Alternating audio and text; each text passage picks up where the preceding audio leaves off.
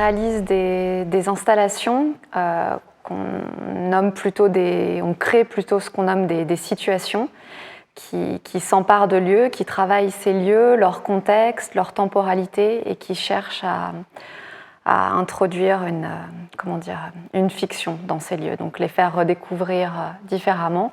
On s'est rencontrés à Les Caves, EDA, et la collaboration n'est pas née directement à l'école.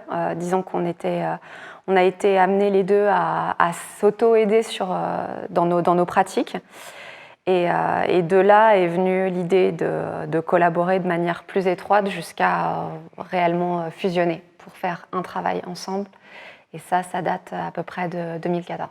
J'ai un souvenir d'espace qui m'était mis à disposition, qui était très généreux par rapport aux autres écoles où je suis allé après, où vraiment on avait la place pour travailler.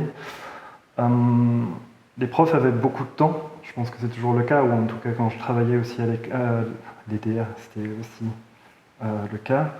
Et ça permettait d'avoir plus d'échanges, et il y a aussi ce côté où c'est moins...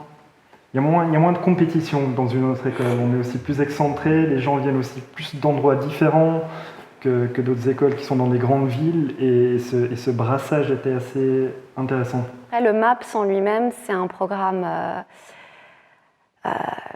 qui est assez international, même presque quasiment international. Je pense qu'il y avait peut-être une personne suisse qui était dans le programme au moment où j'ai fait.